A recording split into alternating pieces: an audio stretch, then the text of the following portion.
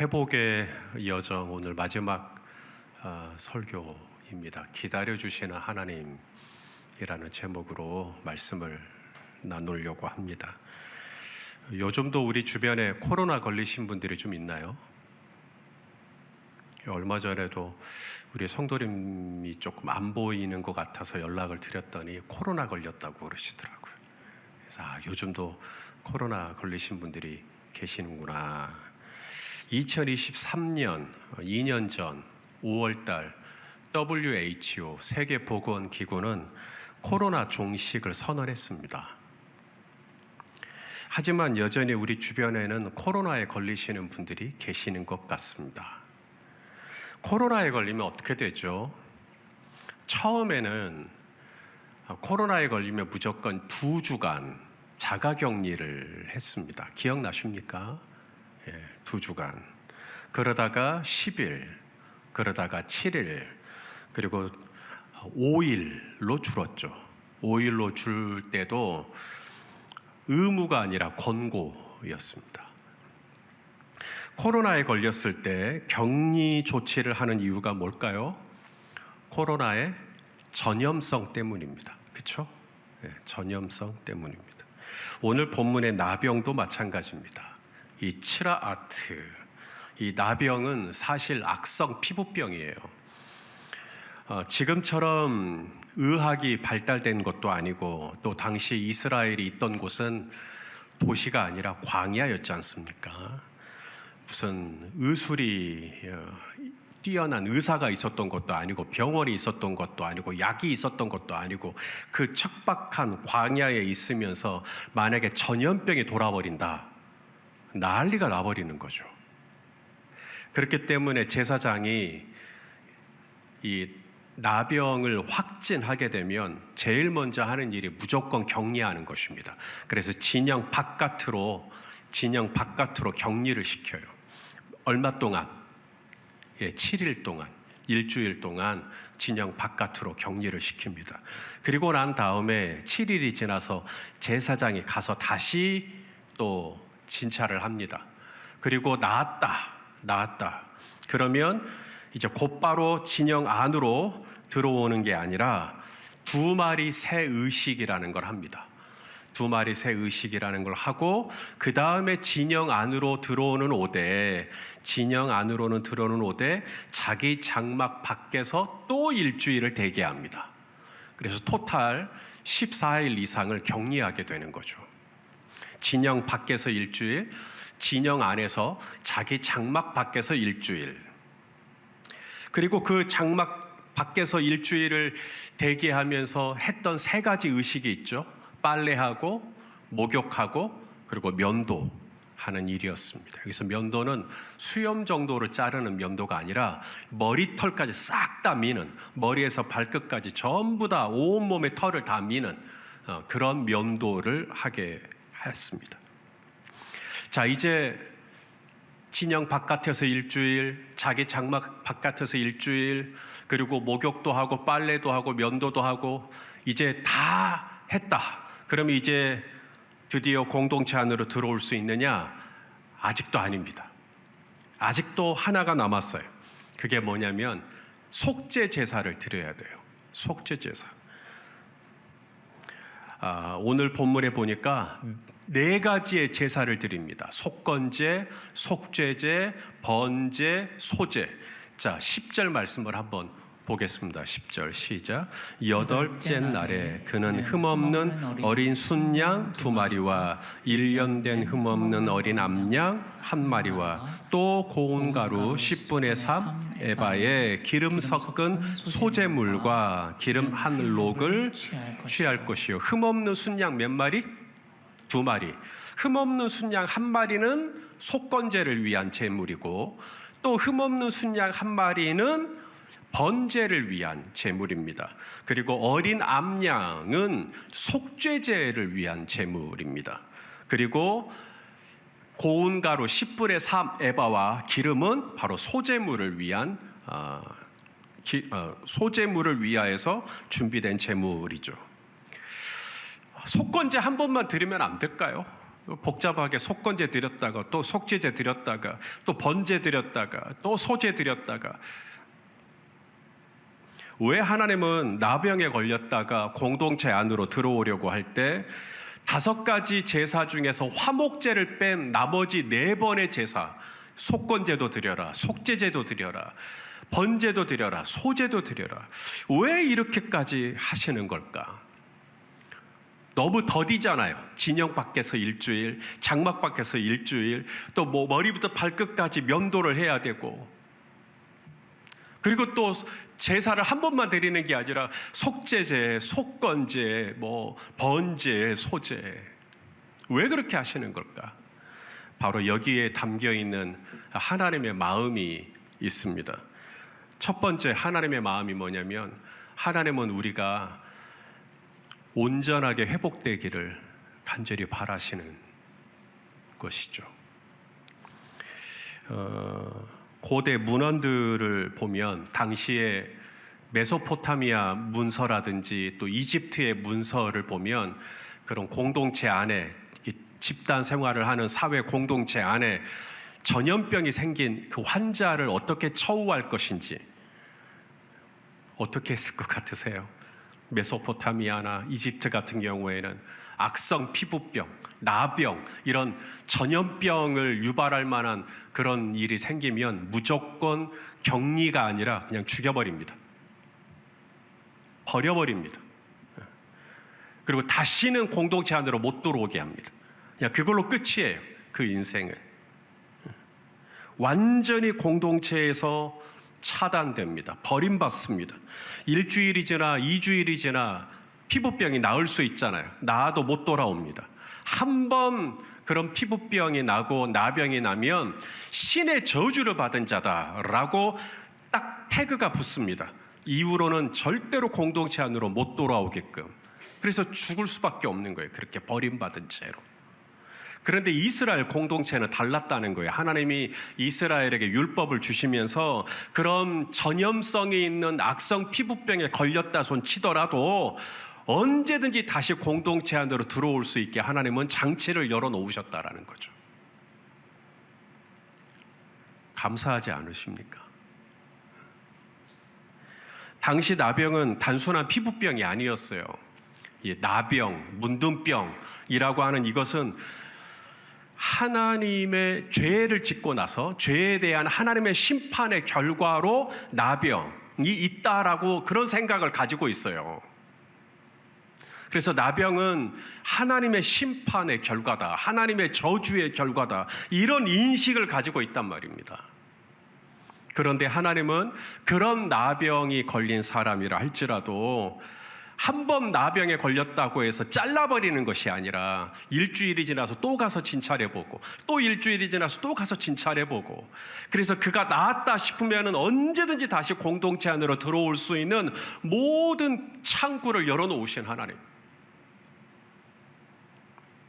진영 밖으로 일주일, 그리고 2마리의 새 퍼포먼스, 그리고 장막 밖에서 일주일, 빨래를 하고 목욕을 하고 면도를 하고 속건제를 드리고 속죄제를 드리고 번제를 드리고 소제를 드리기까지 다소 복잡한 과정을 거쳐서라도, 시간이 걸리더라도 돈이 들더라도 하나님은 끝끝내 우리를 붙들고 다시 공동체 안으로 우리를 회복시키시고 우리와 함께하기를 원하시고 우리를 치유하기를 원하시고 우리가 하나 되기를 원하시는 줄로 믿습니다. 바로 이 하나님의 마음이 이 안에 담겨 있는 거죠.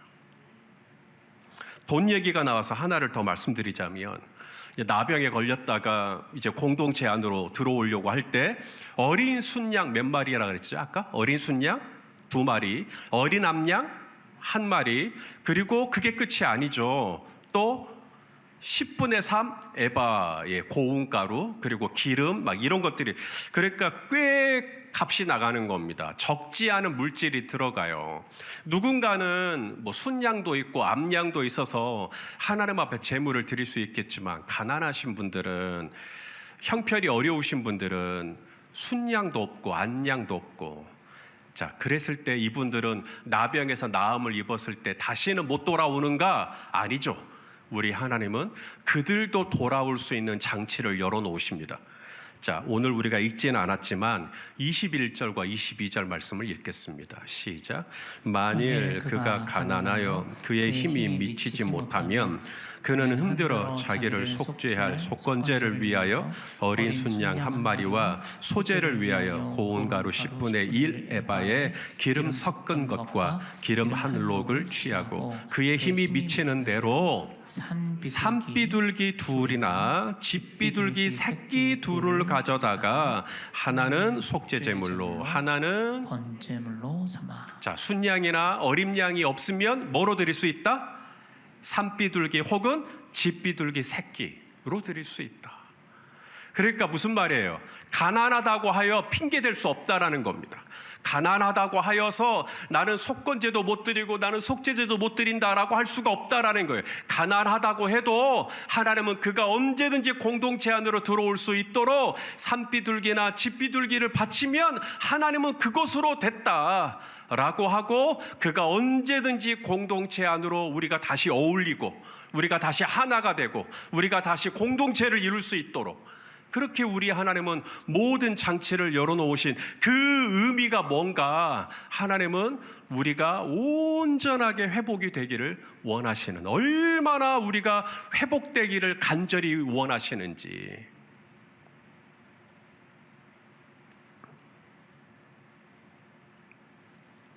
우리 베드로후서 3장 9절 말씀 한번 읽어보겠습니다. 시작. 주의 약속은 어떤 이들이 더디다고 생각하는 것 같이 더딘 것이 아니라 오직 주께서는 너희를 대하여 오래 참으사 아무도 멸망하지 아니하고 다 회개하기에 이르기를 원하시느니라. 자, 주의 약속은 그랬습니다. 그래서 주의 약속이 뭐죠? 다시 오시리라. 내가 다시 올 것이다는 약속, 재림의 약속입니다. 이 재림의 약속이 더디다고 생각한다는 거예요. 왜냐하면 오늘도 안 오셨잖아, 우리 주님. 주님은 다시 오겠다라고 하셨지만 지금 2000년이 지난 지금까지도 아직 안 오셨단 말이죠. 왜 이렇게 안 오실까요? 오늘도 오실 수 있었잖아요. 그런데 오늘 안 오셨단 말이죠. 왜 그런가? 왜 그렇게 하나님이 예수님이 더딘가 했더니 사도 베드로가 베드로후서 3장 9절에 왜 예수님이 오늘 오실 수 있지만 오늘도 안 오시고 미루시느냐? 바로 저와 여러분이 회개하고 죄에서 회개하고 다시 회복하기를 원하셔서 주님은 약속하셨지만 다시 오겠다고 약속하셨지만 그 약속을 미루시고 우리가 언제든지 진영 바깥에서 장막 진영 안으로 또 장막 바깥에서 다시 장막 안으로 우리가 완전히 회복될 때까지 우리를 기다리시기 위해 오늘도 주님은 당신의 재림을 미루시고 우리를 인내하시고 우리를 참으시고 우리와 함께하고 계시는 것을 믿으실 수 있기를 바랍니다. 만일에 하나님께서 우리가 죄를 지었을 때 왜냐하면 나병은 죄의 결과라고 알고 있으니까 죄를 지었을 때 죄를 짓자마자 막 꿀밤을 주시고 막 벌 주시고 막 다리 몽둥이 하나 분질러지고 만약에 그랬다면 오늘 이 저녁에 우리 다 쩔뚝거리면서 나오지 않았을까요? 제대로 된 몸으로 오늘 이 자리에 계실 분이 얼마나 될까요? 누군가는 눈이 하나가 뽑혔을지 모르겠고 누군가는 혀가 그냥 너덜해졌을지도 모르겠고 하나님이 우리가 잘못할 때마다 범죄할 때마다 우리의 눈을 빼시고 우리의 다리 몽둥이를 분지르신다면 우리 이 자리에 온전한 몸으로 설 수 있는 사람 아무도 없을 거예요. 그런데 우리 하나님은 오늘도 우리를 넘어가 주셨어요. 봐주셨어요. 인자히 여겨주셨어요. 그것은 우리가 죄를 지은 것을 하나님이 모르셔서 우리가 하나님 몰래 죄를 잘 지었기 때문이 아니라 하나님은 우리가 넘어진 것도 아시고 우리가 예수님을 부인한 것도 아시고 우리 제자들이 예수님 떠날 거라는 것도 다 아시고 그런데도 예수님께서 우리를 기다리시고 그리고 우리에게 진노하지 않으시고 그리고 오늘도 이 건강한 모습으로 3일밤 예배를 드릴 수 있도록 하신 이유 그게 뭐냐? 바로 우리 하나님의 인자하심이 무궁하시기 때문이라는 거죠. 자, 우리 로마서 2장 4절 한번 읽어보죠. 시작. 혹 내가 하나님의 인자하심이 너를 인도하여 회개하게 하심을 알지 못하여 그의 인자하심과 그의 용납하심과 그의 길이 참으심이 풍성함을 멸시하느냐. 우리 하나님의 인자하심, 용납하심, 그 다음에 길이 참으심. 그래서 오늘도 우리가 이 절에 여기 나온 거죠. 이만큼 건강한 모습으로. 그럼 왜 하나님이 그렇게 길이 참으시냐고요?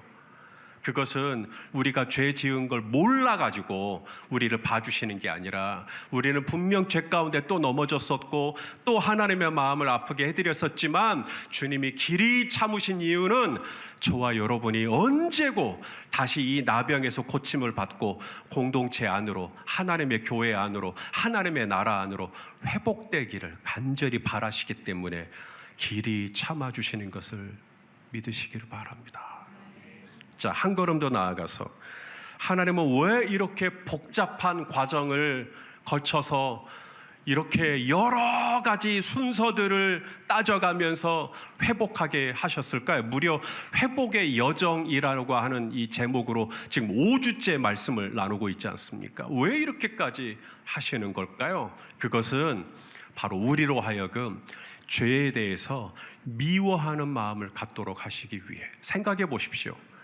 나병에 걸렸어요. 이 피부가 하얀 털이 나오는 거예요. 이게 뭐지? 왜 이런 부스럼 같은 것들이 내 몸에 나오지? 하고 제사장에 가서 보여줬어요. 근데 제사장이 이거 나병이라고 확진해 버리는 거예요. 그럼 나는 이제 진영 바깥으로 나가야 됩니다. 그럼 진영 바깥에 나가면 여러 가지가 불편해요. 화장실은 어디로 갈 것이며, 잠자리는 어떻게 할 것이며, 밥 먹는 것은 어떻게 할 것이며, 여러 가지가 불편해져요. 그 진영 밖에서 일주일 동안을 지내야 돼요. 비가 와버려요.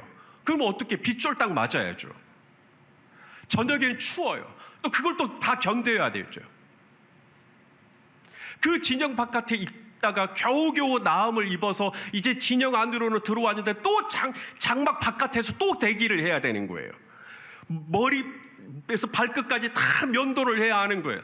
아, 이제는 끝났나 싶었는데 또 속건제를 드리래요. 속죄제를 또 드리래요. 끝났나? 아니요. 번제 또 드리래요. 끝났나? 아니, 소제 또 드리래요.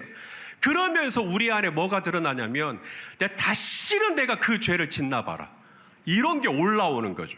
그걸 하나님이 바라시는 거예요. 네가 죄에 대해서 내가 너무나 방만하게 생각했던, 대수롭지 않게 여겼던 그 태도를 회개하게 하시고, 죄에 대해서 예민하게 하시고, 죄에 대해서 끔찍이도 싫어하는 그런 마음을 갖도록 하시기 위해 하나님은 이런 여러 복잡한 과정을 거쳐서 우리 안에 오직 하나님을 경외하는 마음을 갖도록 하시기 위함이라고 하는 하나님의 뜻을 헤아리실 수 있기를 바랍니다. 하나가 더 있어요. 이런 다양하고 복잡한 과정을 통해 하나님이 말씀하고자 하는 게 뭐냐면, 바로 그가 이제 속죄제를 드리고 속건제를 드리고 번제를 드리고 소제를 드렸어요. 이제 다 했어요. 이제 다 끝났어요. 이제 하나님이 받아주겠다는 거죠. 그러니 너희도, 우리도 이 나병에 걸렸던 과거에 죄 지었던 사람이라 할지라도 하나님도 이제 이 사람 받아줄 테니까 너희도 서로 받아주라 라고 하는 메시지가 이 안에 있습니다. 자, 오늘 본문에 굉장히 중요한 게 하나가 있는데요. 나병에서 이제 나음을 입고 이제 모든 제사를 다 드렸어요.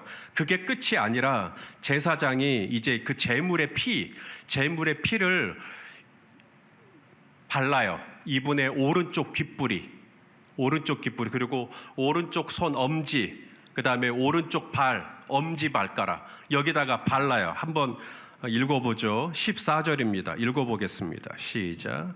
제사장은 그 속건제물의 피를 취하여 정결함을 받을 자의 오른쪽 귓불이와 오른쪽 엄지 손가락과 오른쪽 엄지 발가락에, 자, 이제 굉장히 중요한 마지막 의식입니다. 그 속건제의 피를 이 정결하게 된 분의 오른쪽 귓보리와 AI를 통해서 그림을 그려봤는데요. 오른쪽 귓보리와 그 다음에 오른쪽 엄지 손가락과 오른쪽 엄지 발가락에 바르는 거죠. 메시지가 있겠죠. 왜 귀에다가 발랐을까요? 이제는 누구 말씀 잘 들으라는 거예요. 예, 맞아요. 맞다니까요. 이제는 누구 말씀 잘 들으라는 거예요. 하나님 말씀 잘 들으라는 거예요. 이제는 내가 하나님 말씀에 청종하며 살겠습니다. 그렇죠? 그 다음에 오른쪽 손 엄지에다가 또 발라. 이건 뭘 의미할까요? 이제는 하나님의 뜻에 순종하는 삶을 살겠습니다. 하나님의 뜻에 순종하는 삶을 살겠습니다. 그리고 발이에요. 발은 방향성을 의미하죠. 이제는 내가 아무데나 가지 않고 정말 하나님이 기뻐하시는 자리에 있겠습니다. 하나님이 기뻐하시는 자리에 있겠습니다. 우리 시편 1편 1절 읽어볼까요? 시작. 복 있는 사람은 악인들의 꾀를 따르지 아니하며 죄인들의 길에 서지 아니하며 오만한 자들의 자리에 앉지 아니하고. 왜냐하면 저와 여러분은 오른쪽 엄지 발가락에 예수의 피가 묻은 사람들이기 때문에 우리는 아무데나 갈 수가 없어요. 이것이 양말에 감춰져 있고 신발에 감춰져 있지만 우리 오른쪽 발에 예수님의 피가 묻어 있거든요. 그 오른쪽 엄지발가락에 예수님의 피가 묻은 우리가 이제는 아무데나 못 가요. 죄인들의 길에 설 수 없어요. 오만한 자들의 자리에 앉을 수가 없어요. 이제는 하나님이 기뻐하시는 자리, 하나님이 기뻐하시는 곳에서 하나님이 기뻐하시는 일을 하는 삶을 사는 것, 마지막으로 번제를 드리면서 헌신을 다짐하는 거죠. 하나님, 내가 이제는 하나님 말씀 청종하며 살겠습니다. 이제는 내가 하나님의 뜻에 순종하며 살겠습니다. 이제는 내가 하나님이 기뻐하시는 자리에 있도록 하겠습니다. 그리고 나면 이제 온 공동체가 폭죽을 터뜨리면서 우리 박건능 집사님을 환영하는 거예요. 야, 이제 이분 돌아왔다. 그래서 온 공동체가 함께 기뻐하고 축하하고. 제가 여기서 궁금한 게 말씀을 준비하다 보니까 화목제가 빠진 거예요. 속고제도 드렸고 속죄제도 드렸고 번제 소제도 드렸는데 왜 화목제가 빠졌을까? 근데 이 부분에 대해서 종교개혁자들이 그렇게 주석을 해놓은 걸 읽었어요. 뭐냐면 이분이 이제 그렇게 회복되고 난 다음에 이분이 가장 원하는 게 뭘까? 한번 이분의 입장에서 생각해 볼 때 장막 밖에서 일주일 있었지, 또 진영 밖에서 일주일 있었지, 그리고 나서 이분이 가장 원하는 것은 빨리 집에 가서 정효진 권사님이 끓여준 김치찌개 먹고 싶은 거예요. 자기 집에 가서 자기 식구들하고 같이 밥 먹고 싶은 게 가장 원하는 것일 거라는 거죠. 그래서 화목제를 굳이 따로 드리지 않고 이분이 언제든지 그의 집으로 돌아가서 그의 가장 가까이에 있는 사람들과 함께 식사를 할 수 있도록 별도의 화목제를 하나님이 하지 않으신, 이렇게 해석을 해놨는데 전 그게 좀 마음에 와닿던데 너무 거시기한가요?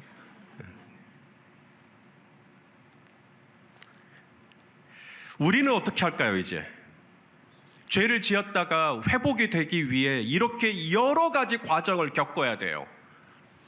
순간적으로 회복이 될 수가 없어요. 격리돼야 되죠, 목욕해야 되죠, 빨래해야 되죠, 면도해야 되죠, 속건제부터 소제까지 다 드려야 돼요. 그래야 겨우 회복이 돼요. 그러면 오늘날 우리는 죄를 짓고 회복되기까지 너무나 많은 과정과 너무나 많은 시간과 너무나 많은 물질과 너무나 많은 과정들이 어떻게 하면 좋아요? 하지만 저와 여러분은 더 이상 이런 복잡한 과정이 필요가 없다는 거죠. 왜요? 바로 우리 예수님께서 속건 제물로 이 땅에 오셔서 저와 여러분의 모든 죄를 다 속하여 주신 것을 믿습니다. 자, 우리 이사야 53장 10절 보세요. 시작. 여호와께서 그에게 상함을 받게 하시기를 원하사 질고를 당하게 하셨은즉 그의 영혼을 뭐예요? 속건 제물로 드리기에 이르면 그가 시를 보게 되며 그의 날은 길 것이요 또 그의 손으로 여호와께서 기뻐하시는 뜻을 성취하리로다. 하나님께서 당신의 하나밖에 없는 아들 예수님을 이 땅에 보내신 이유가 뭐라는 거예요?